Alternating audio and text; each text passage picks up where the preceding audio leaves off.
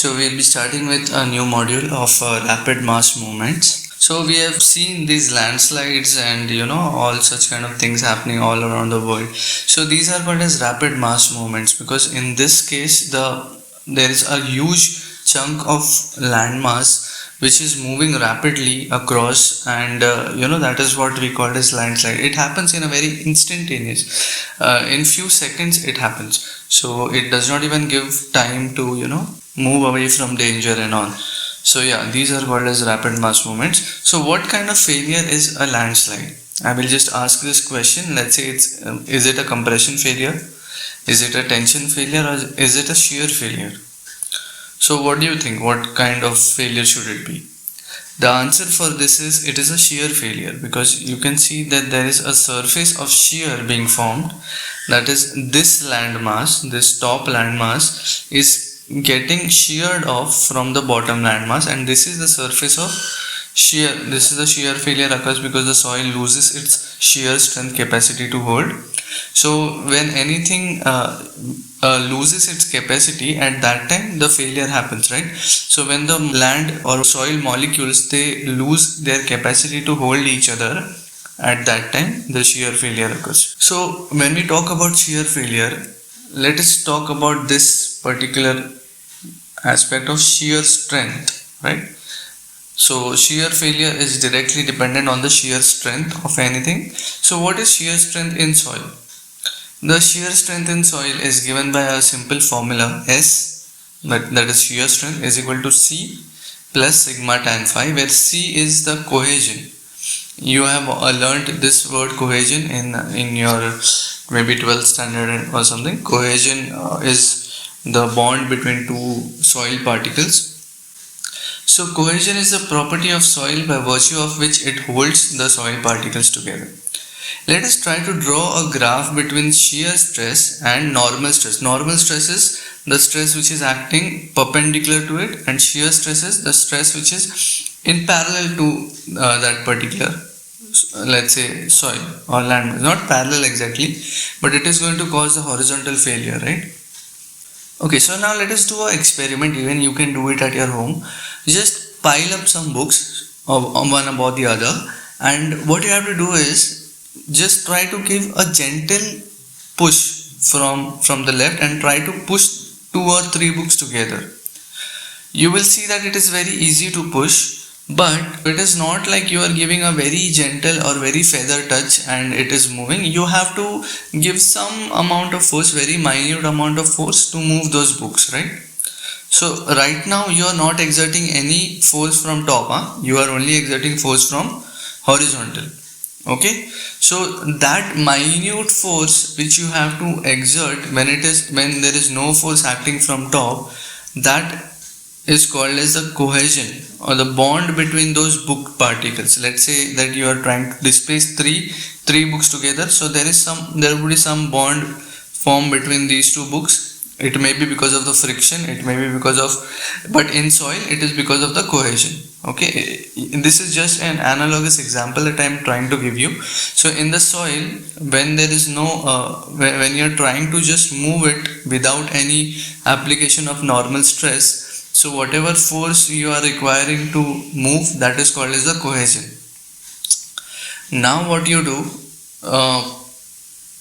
try to give some force from top.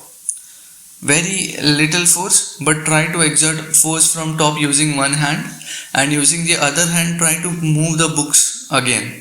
I mean, first you bring them together in the same position, exert some force on top of it and try to move them again. You will see that now for moving these books laterally, you are requiring some more strength. It is not like the previous case when you had to give a very little force and it moved. No, now you have to give some more. So why do you have to give some more strength to move it? Because now this normal stress is acting. So what can we derive from this? That when the normal stress is acting, our shear strength also increases. This S is the shear strength. And the moment you move the books, it means that your soil mass has failed. See exactly what is there. This is a soil mass.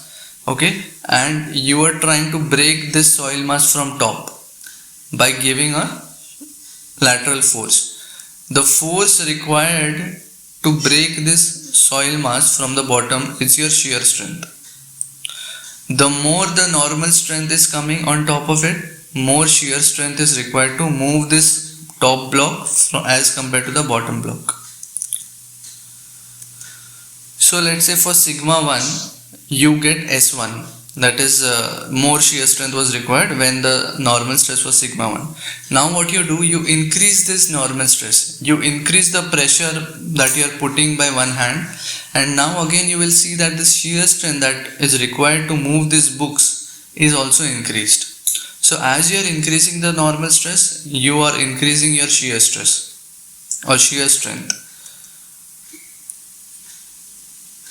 So sigma 3 will have S3. So you understood, right? The more you put normal stress over it, the more shear strength would be required to move the books. And what was this cohesion? It was the property when there was no normal stress acting. It was purely the bond between the soil particles and whatever shear strength was required to break it off. So that was your cohesion, right? See. What you can see from this graph is you can join these points together. Okay, so there is a line formed and you can join them together, and this line will make an angle of phi, and this is called as angle of internal friction. So what is this angle of internal friction exactly is? It is the friction that is there between the soil particles, and it is denoted in terms of an angle, and that angle is called as angle of internal friction. And this red line that you see, that is called as a failure envelope. Why failure envelope? Because any normal stress, that let's say I take any normal stress sigma 4, when this normal stress I plot and I touch this failure envelope, whatever shear strength I will get, S4 let's say, to this shear strength my soil is going to fail. So because at this particular intercept on this line I am getting a shear strength to which my soil is going to fail, that is why it is called as a failure envelope. And why the word envelope? Envelope is something that we use to cover up. Okay, so this failure envelope means that there will be no shear strength greater than this, because we cannot go to any shear strength greater than this value for this particular normal force or normal stress. So for this particular normal stress there will be no shear strength greater than this value, hence it is called as an envelope, because it is enclosing that value, it is not allowing that value to go to exceed basically for a particular normal stress, hence that word envelope is associated with it. And this is the friction between the particles, and hence we have this term as angle of internal friction. If you remember, even in your mechanics, engineering mechanics, you might have learned about friction. It was in the first year engineering, right? The friction was denoted as mu, but mu is equal to tan delta, where delta was what? Delta was again your friction angle, if you remember. Okay, so mu is coefficient of friction, mu is equal to tan delta, and delta is your friction angle. So friction can always be denoted as an angle. That is what we can understand from this. And again, how this formula came? So it is simple trigonometry. Let's say I want any particular shear strength S. So this intercept is what I want, S, right? This much thing. So S will be what? C plus. And for this S, let's say that the normal stress is sigma. Okay, C plus, so this much part is sigma, the horizontal part of this triangle. So S is equal to C plus this part. So I will just name this triangle as A, B and C. So S is C plus BC. And in this triangle ABC, tan phi is what? BC upon AB, but AB is sigma. So BC is what? Sigma tan phi. So S will be C plus sigma tan phi. From this particular trigonometry, this particular graph, we have arrived on this formula.